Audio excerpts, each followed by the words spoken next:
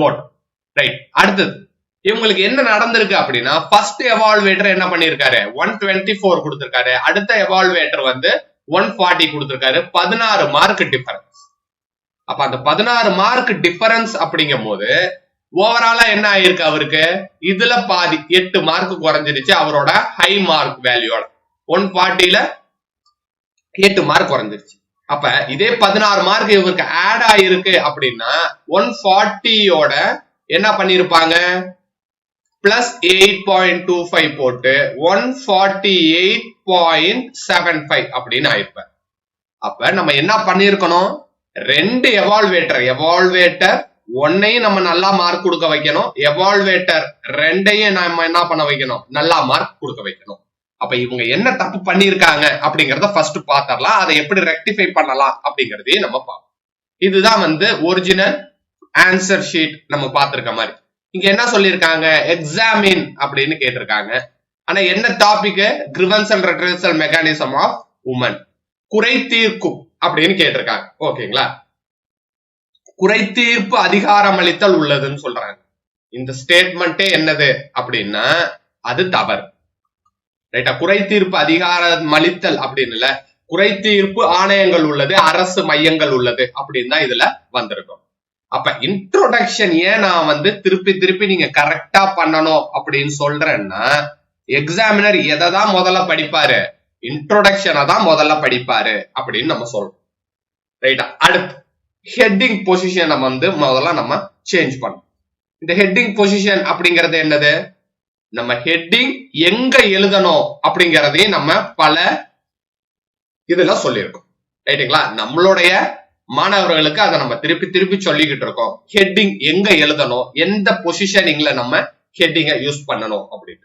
அப்ப 124 வந்து ஃபர்ஸ்ட் எவால்வேட்டர் போட்டிருக்காரு அப்படின்னா அவர் கண்டிப்பா என்னத்தை எதிர்பார்த்திருப்பாரு அப்படின்னா கரெக்டான இன்ட்ரோடக்ஷனை எதிர்பார்த்திருப்பாரு. அப்ப கரெக்டான இன்ட்ரோடக்ஷனை நம்ம என்ன பண்ண முடியல கொடுக்க முடியல அப்படின்னா இந்த இஷ்யூவை நீங்க ஃபேஸ் பண்ணணும். ரைட்டா, ஹெட்டிங்ல இப்ப இஷ்யூ இருக்கு, ஹெட்டிங்கை வந்து நம்ம சேஞ்ச் பண்ணணும்.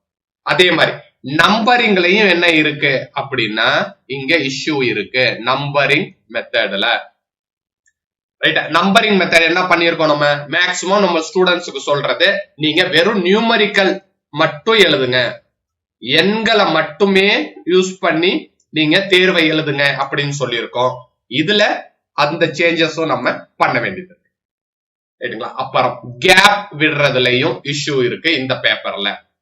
கண்டென்ட் ஓகே, ஆனா கண்டென்ட் தவிர எங்கெங்கெல்லாம் பிரச்சனை வருது அப்படிங்கறத இதை பார்க்க போறோம். உங்களுக்கும் இதே பிரச்சனை இருக்கு அப்படின்னா நீங்க தாராளமா டெலகிராம்ல எங்களை கான்டாக்ட் பண்ணலாம்.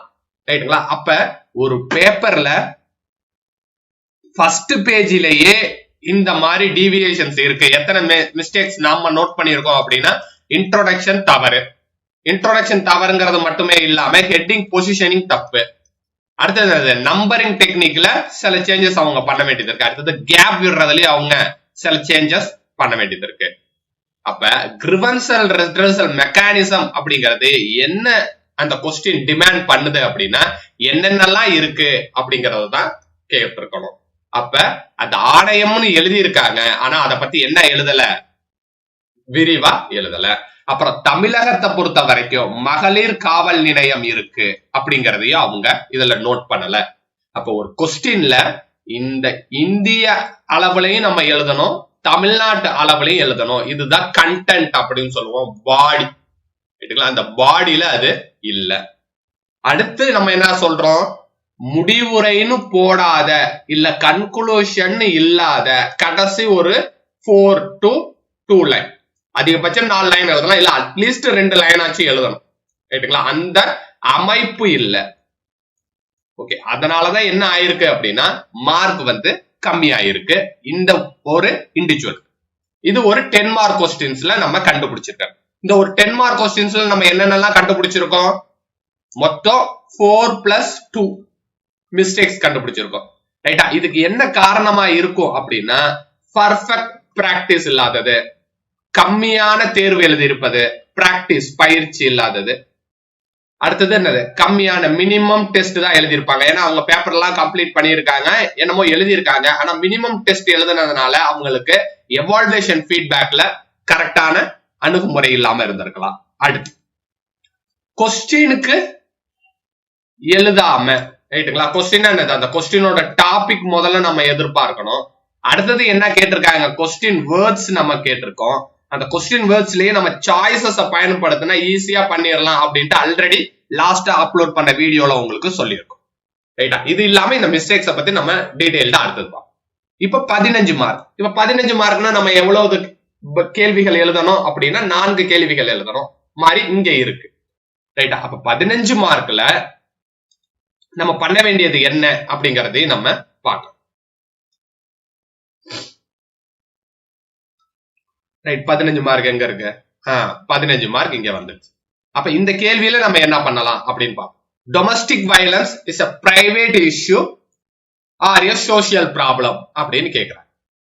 ரைட்டா? இதுக்கு நம்ம என்ன நீங்க ஸ்டாண்ட் எடுக்கணும் அப்படின்னா சோசியல் ப்ராப்ளம் தான் அப்படிங்கிற ஸ்டாண்ட தான் இதுல எடுக்கணும். ஆனா முன்னுரை என்ன கொடுத்திருக்காங்க, முன்னுரை கொடுத்தது ரைட்டு. ஆனா என்னது, திருப்பி ஹெட்டிங் பொசிஷனிங் தவறு. அதே மாதிரி என்னது, இன்ட்ரோடக்ஷன்ல நீங்க ஸ்டாண்ட் எடுத்தணும். Issue domestic violence or private இஷ்யூவா, தனிநபர் சார்ந்ததா இல்ல சமூக பிரச்சனையா அப்படின்னு கேட்டா நீங்க இந்த டொமஸ்டிக் வயலன்ஸ் அப்படிங்கிற ஒரு பாடத்தையே எதுக்கு கீழே தான் படிக்கிறீங்க, சமூக பிரச்சனை கீழே தான் படிக்கிறீங்க. ஆனா இங்க இன்ட்ரோடக்ஷன் என்ன ஆயிருக்கு அப்படின்னா அப்படியே உல்டாவா இருக்கு. அப்ப இந்த அண்டர்ஸ்டாண்டிங்கே நம்மளுக்கு முதல்ல இல்ல அப்படின்னா எக்ஸாமினர் என்ன பண்ணுவாரு அப்படிங்கறது நீங்க இப்ப தெரிஞ்சுக்கலாம். ஏதோ ஒண்ணுத்தை எழுதி மார்க் வாங்க முடியும் அப்படின்னு நீங்க நம்புற ஒரு கேண்டிடேட்டா இருந்தா எதையோ ஒண்ணுத்தை எழுதி என்ன பண்ண முடியாது, மார்க் வாங்க வாய்ப்புகள் ரொம்ப கம்மி. அப்ப அதனாலதான் என்ன நடந்திருக்கு, 16 மார்க் டிஃபரன்ஸ் வந்திருக்கு. அப்ப 16 மார்க் டிஃபரன்ஸ் ஆல அவருக்கு 8 மார்க் அவர் எடுத்ததுல இருந்தே பின்னாடி போயிடுச்சு. அரை மார்க் போனாலே நம்ம பாஸ் ஆகிறது ரொம்ப கஷ்டம். ஓகேங்களா? அதனால தெரிஞ்சும் என்ன பண்ணக்கூடாது, நல்லா படிச்சோம் நல்லா எழுத தெரிஞ்சோம் அங்க போய் என்ன பண்ணணும்னு தெரியாம மட்டும் நீங்க தவறுகளை பண்ணிடாதீங்க அப்படிங்கறதா என்னது நாங்க உங்களுக்கு திரும்பி திரும்பி சொல்லிக்கிறேன். பாருங்க, சூப்பரா எழுதியிருப்பாங்க, எந்த இடத்துலயுமே நீங்க தவறு கண்டுபிடிக்க முடியாது அப்படிங்கிற மாதிரிதான் ஒரு தோற்ற அமைப்புல இருக்கும். ஆனா படிச்ச பிறகு என்ன நடக்கும் அப்படின்னா அதுல நம்ம மிஸ்டேக்ஸ் கண்டுபிடிக்கிற மாதிரி ஆயிடும். ரைட்டுங்களா? அப்ப சமூக பிரச்சனை அப்படிங்கிற ஆரம்பிக்காததுனால அங்க என்ன நடந்திருக்கு அப்படின்னா திருப்பி திருப்பி அதே மாதிரி நடந்திருக்கு. அதே மாதிரி முடிவுரை என்ன பண்ணணும், ஒரே பத்தியில தான் எழுதணும் அப்படின்னு நம்ம சொல்லியிருக்கோம். ரைட்டா? அங்க செஞ்ச அதே தவிர எங்க பண்ணிருக்காங்க அப்படின்னா திருப்பியும் 15 மார்க் அப்படிங்கிற இடத்துலயும் பண்ணிருக்காங்க. அப்ப இந்த ரெக்டிஃபை பண்றதுக்கு என்ன சார் பண்ணலாம், இதே மாதிரிதான் சார் தவறுகள் நானும் பண்றேன், எப்படி ரெக்டிஃபை பண்ண முடியும் அப்படின்னு கேக்குறீங்க. அப்ப முன்னுரை எழுதுறோம்ல, இன்ட்ரோடக்ஷன் எழுதுறோம்ல, அதுல அட்ராக்ட் பண்ற அளவுக்கு எழுதணும். இன்ட்ரோடக்ஷன் முடிஞ்சிருச்சு. ஹெட்டிங் என்ன பண்ணணும், ஹெட்டிங் பொசிஷனிங் கரெக்டா இருக்கணும். ஹெட்டிங் எந்த இடத்துல எழுதுறீங்க அப்படிங்கிறது ரொம்ப முக்கியம். ஹெட்டிங் ஏன் அந்த இடத்துல எழுதணும் அப்படிங்கிறது ரொம்ப முக்கியம்.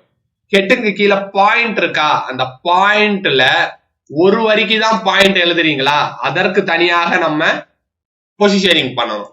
2 வரியில பாயிண்ட் எழுதுறீங்களா, அதை நீங்க தனியா கேப் போட்டு பொசிஷனிங் பண்ணணும்.